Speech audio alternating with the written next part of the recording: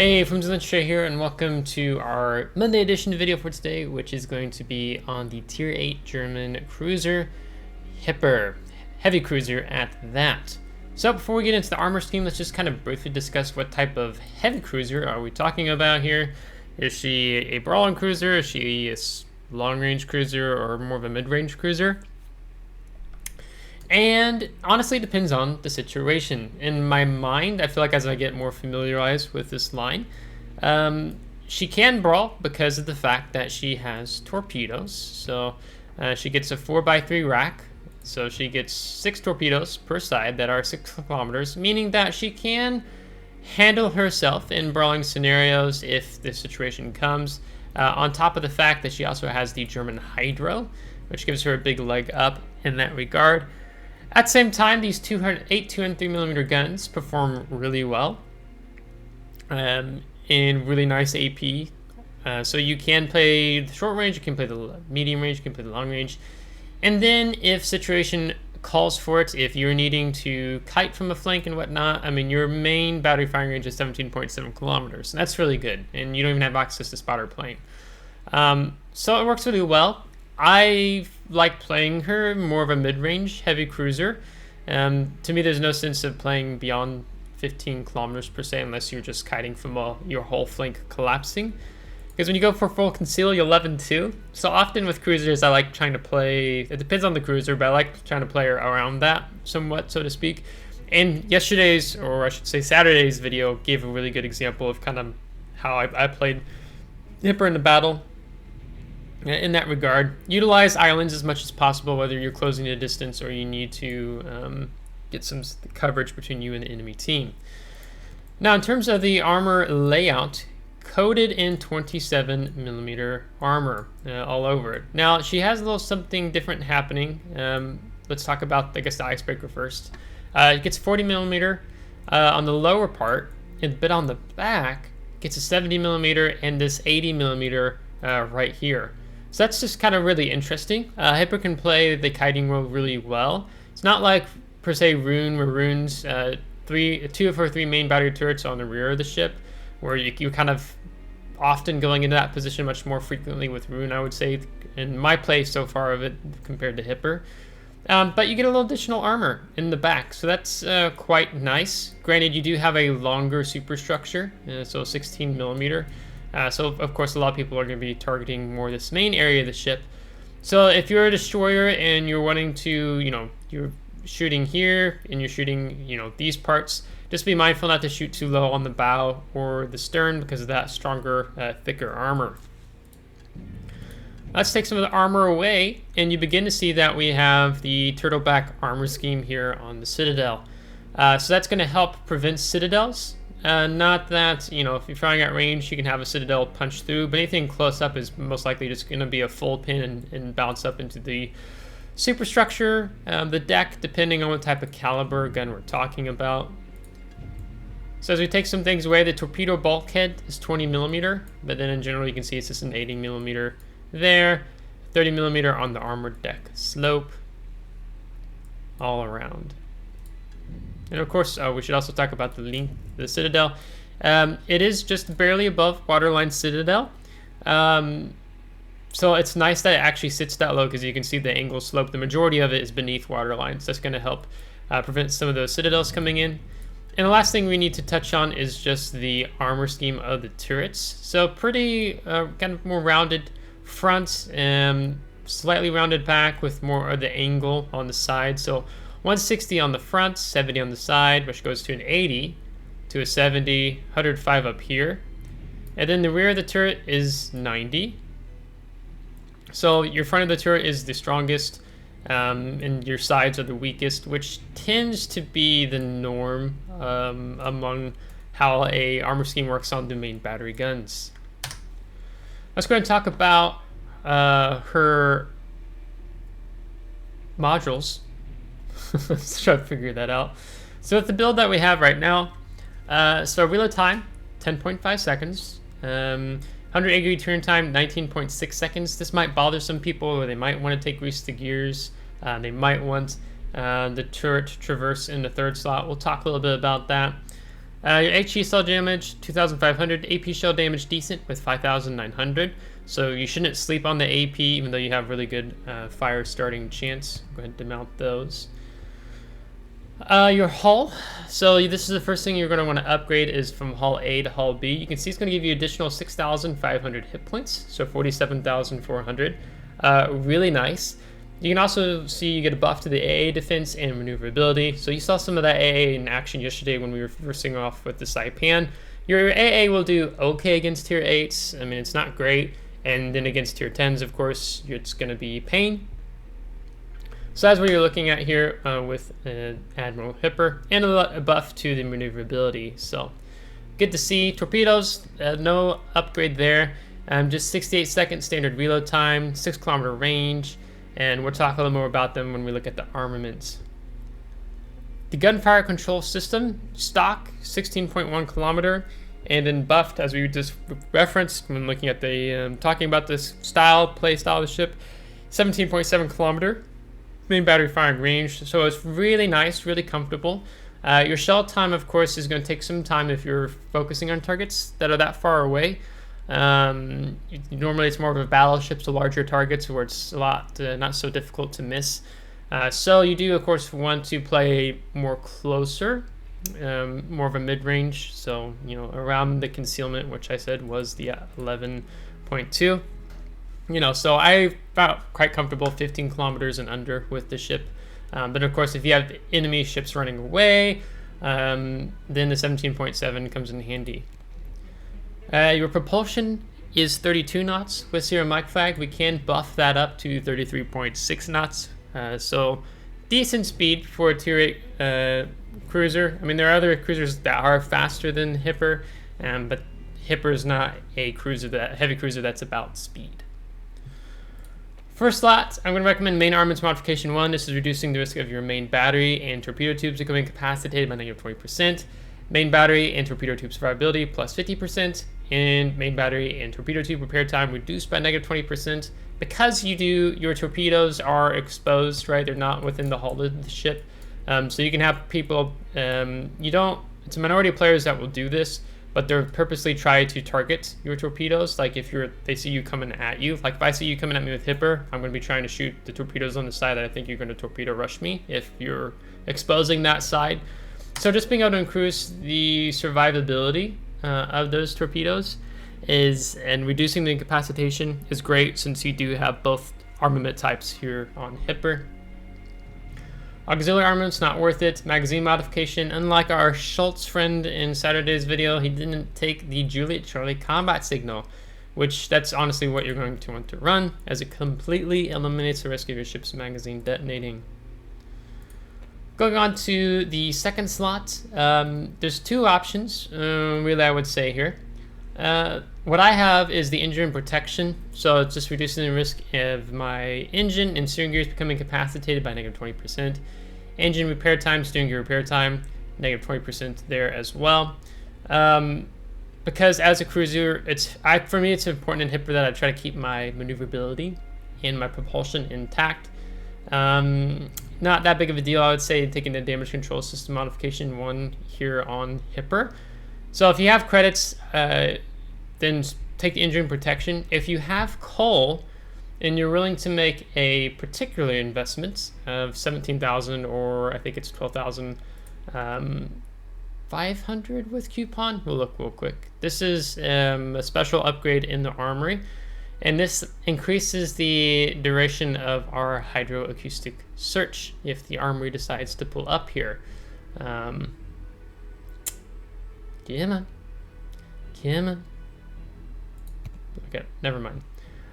So I'll just read it off here. Okay, so the action time goes increased by 20%, which if I'm going to be playing more Hipper, which I quite like Hipper as a tier 8 cruiser, I foresee myself here and there revisiting and playing the ship.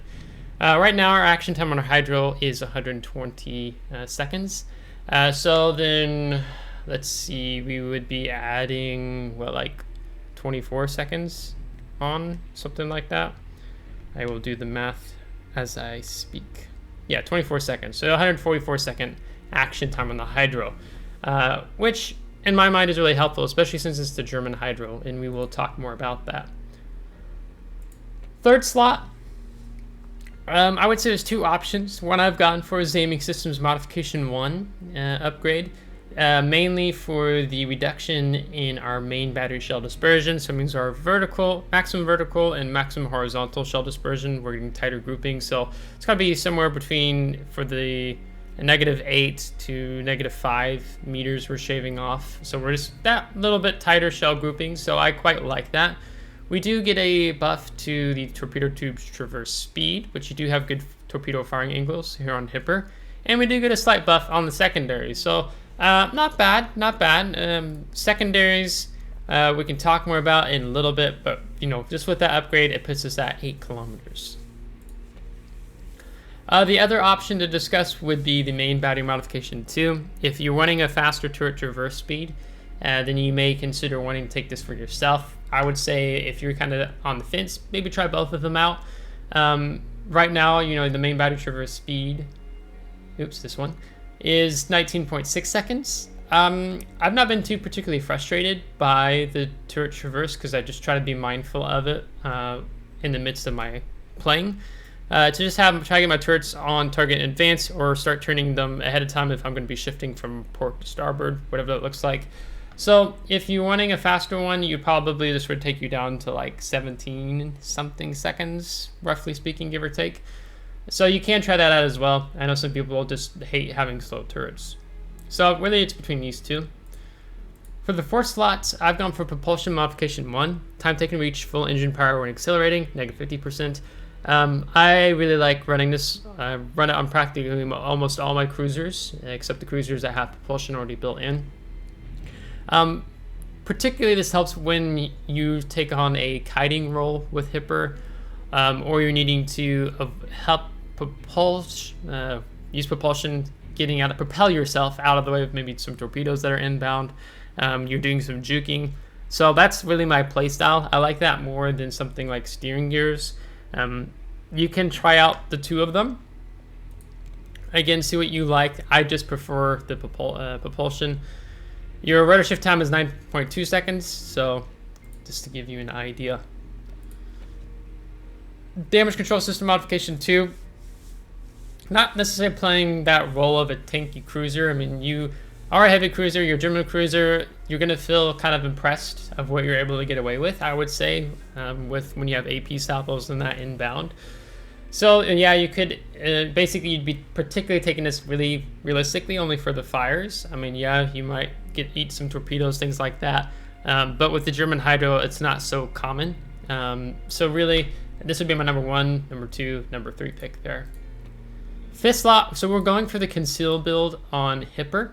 Probably at some point I'll try out like a lighthouse build. Maybe I end up doing it on Hindenburg, something like that. But for now, I've gone for what I would consider more of a traditional, pretty common build on Hipper and taking concealment, and reducing our ship's detectability range, and then by sea, and then by air.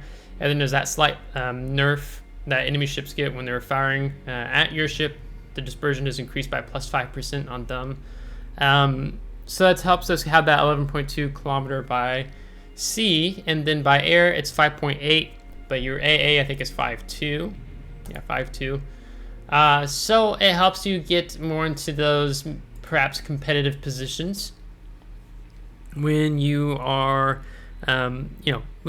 adjusting yourself on your map positioning, moving to a different flank, wanting to sneak up on the target more easily, kind of how we did on the Schultz, and we didn't get picked up by the Saipan planes that were flying nearby.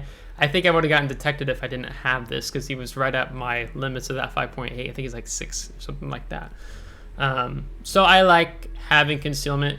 If I was going to do an lighthouse build on Hipper, which means you basically sacrifice concealment, then that would be picking up steering gears modification 2. So yeah, really it's between these two, but common is I'm going to recommend this. That's going to be for a majority of players. Now, armament, you have high explosive shells that have a 13% chance of causing a fire on a target. You can buff that even more with Victor Lima and India X-Ray. So now we're a 15% fire starting chance.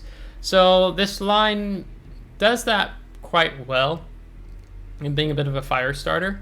You can see our armor penetration capacity is pretty decent with 51mm and having that range again of 17.7. So it's utilizing the HE to set fires on battleships, cruisers, things like that, and then switching to AP when you need to, when you get maybe more of those brawling scenarios against enemy cruisers, enemy battleships, to have that greater damage, which is 5,900. And again, these are 2 and 3mm guns, so don't sleep on the AP here on Hipper. Torpedo-wise, 68-second reload time, 6-kilometer range, 13,700 maximum damage, and of course, then if you're firing on an enemy ship with torpedo belt protection, that's going to just reduce how much damage they take. Torpedo speed, 64 knots, detectability range, 1.3 kilometers, which is actually not too bad. But if you're within 6 kilometers of a Hipper, you can expect he's definitely going to be firing torpedoes at you. That's the Hipper way. Depth charges, you get 6 bombs in a charge of 2 charges, so 12 depth charges in total between both charges. Maximum damage 2,200, reload time 40 seconds. And this is ship-based ASW, so it's definitely a bit of a struggle when you're dealing with submarines, and it forces you as a heavy cruiser to chase down an enemy sub, or they're chasing you down, trying to get into place to utilize these. So it's a little tricky. It's not so easy when it's the depth charge ship base for like a heavy cruiser versus perhaps a light cruiser or destroyer. Consumable wise, 5-second action time, cooldown time 60 seconds. Now I'm going to alternate with using the November Foxtrot combat signal, which is going to reduce to -5%, so then it's 60 seconds, 57 seconds, so I quite like running November Foxtrot a lot. Now you get access to fighter, 3 flights. This really just kind of helps prevent a second strike. Hopefully, if you're dealing with a tier 10 aircraft carrier, it's probably not going to prevent a second strike if you're alone and he's focusing you. But November Foxtrot would reduce your cooldown time to 85.5 seconds instead of 90 seconds. Hydroacoustic search, you can switch between this or defensive AA. I'm going to tell you, just take hydroacoustic search, unless maybe you're playing something like concealed maneuvers, which was and has now ended, and I think the next update, 12.7, as I'm recording this during the end of 12.6, it's going to be tier 9, tier 10, so it's not really going to apply here. But you do have the defensive AA, but in general, it's the hydroacoustic search is the winner here because it's that really good German hydro. Torpedo detection, 4 kilometer, ship detection, 6 kilometer. And then the consumable action time is 120 seconds. We talked about if you decide to switch out on the second slot to the hydroacoustic search modification, the special upgrade, you're going to have a 144 second action time, which if you play Hipper a lot or you like playing it in ops, I would definitely recommend doing that. Cooldown time is 120 seconds. Again, we can reduce that down to 114 with November Foxtrot. Now, in terms of what I, in general, like to run here, I also like to run Sierra Bravo. This extends the action time, so you could do 2 things in helping extend your hydroacoustic time. So now it's gone up to 132 seconds. So that's really good. So then you'd add 26 seconds, I think it is, on top of that. And then you have your answer. It's like, 158 seconds if I'm doing math correct off the top of my head. So you can have a really long-lasting hydroacoustic search. I do take the RAM, ramming combat signal. It's a cheap one, and I run it even on destroyers a lot of the times. And I take the Indian Yankee just to help reduce the fire extinguishing time. So this is a typical make up that I do here on Hipper in terms of combat signals. If you're feeling a little stretched on resources, you could give up those 2, and I would even argue you could even possibly give up these, just that you're reducing your fire extinguishing chance. Now, in terms of our commander, I moved this commander off my Prinz Heinrich here onto the Hipper just for the purposes of this video. And this is an 18-point commander build we have on right now. So just 3 points away from becoming a 21-point commander. Excuse me. So let me talk about what would I do with a 10-point commander, if that's what you're starting out. And you can see we've taken grease the gears to help with that main battery traverse speed being plus 15%. Otherwise, our traverse speed would be over 20 seconds. We'd be probably close to 22 seconds. So we have at least taken grease the gears in exchange of the aiming systems that we've done on slot 3 for our upgrades. So probably it's really going to come down to what do you want the most in terms of your first 1-point skill. Do you want that, or do you want Last Stand? The ship remains partially able to sustain speed and maneuverability with the engine and steering gears incapacitated. Now honestly, I'm really tied in my mind for both of these. If you're wanting my opinion, what would I do first here? I think what I did just end up doing first is I just took Last Stand when I was going for a 10-point build, and then 11-point, pick up grease the gears. That's probably what I would do. So I would go for Last Stand first, just because of the cruiser experience. You don't want to be dead in the water. You don't want to be stuck going around in circles. It's not so fun. I've gone for priority target. Detection of how many ships are aiming at your ship with their main battery guns. Because of the cruiser life, I like playing when I have to. If I'm open gunboating or I'm out with no island coverage, this helps me feel a little more comfortable in terms of what's happening, as well as if you're being flashed, like a destroyer switching between main battery guns and torpedoes, and then you're like, okay, I think he fired them now, and your hydroacoustic search is on cooldown, then you kind of know how to proceed from that. So I like priority target as a 2-point commander skill here. Now, if you really want to go for that fire chance, you could take the Demolition Expert, and then you're going to be looking at 16% fire chance here on Hipper, but I like priority target. For 6 points, as 6-point commander, I'd go for Survivability Expert, HP increase for each ship tier. I should have mentioned when we were looking at that hull upgrade, if it looks different for you because you don't have Survivability Expert, in terms of the number difference, that's why. So we bolster our hit point pool up to 47,400. And I've just really been taking this a lot. On most all my cruisers, there's some I don't run this on, but majority of them I do. And I've just found, sometimes you make those key plays when you only have a couple of, 1, 2, 3,000 HP left. Sometimes that extra little bit just helps in turning the tide of the battle. For 10 points, commanders, I would go for Consumables Expert, ship detectability range, -10%. Again, 11.2 by sea, 5.8 by air. And then, of course, it's going to be the same for the depths, and then in between that. And then maybe that's after this point, you go for that grease the gears for 11-point commander. Then for 14-point commander, take the Adrenaline Rush. This is going to reduce your main battery reload time, your torpedo tube reload time, and your secondary battery reload time as you lose 1% for each 1% of HP lost. So you can get your torpedoes down from 68 seconds to almost a 1-minute reload time, 60 seconds.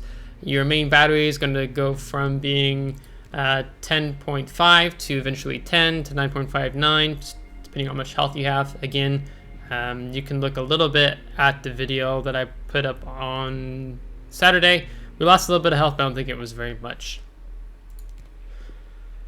So I'd go for that. And then for 18-point commander, I would go for the top grade gunner. This skill is often tied in with your lighthouse build. You get a buff to your secondary battery reload time.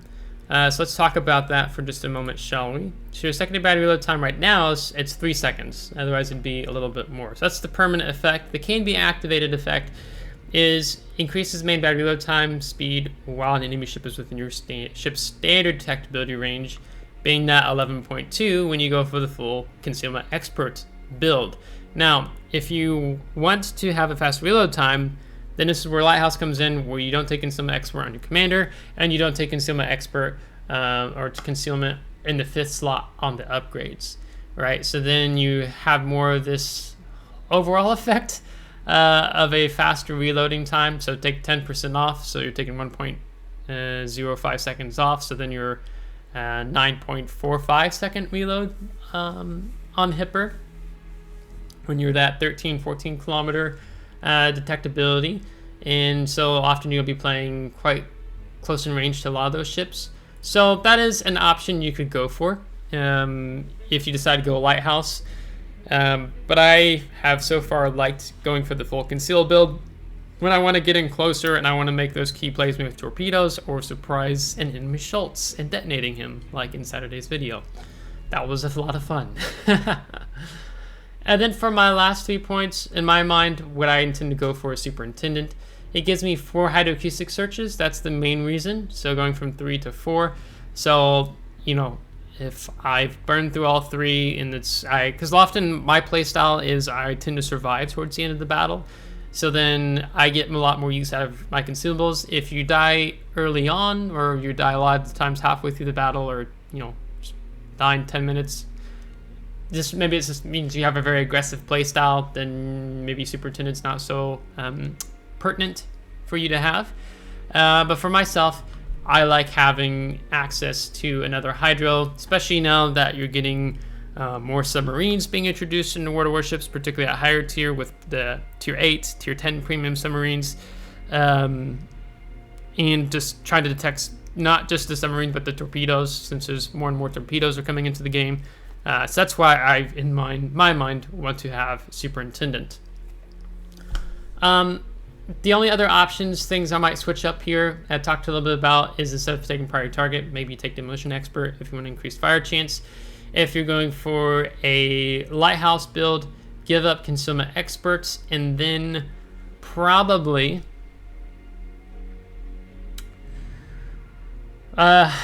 you could do a few things. You could take radio location RPF, which gives you a general idea if where the closest enemy ship is to you. So if your destroyer is stalking you, right, you've sacrificed concealment, so maybe it gives you a little bit better of a general idea.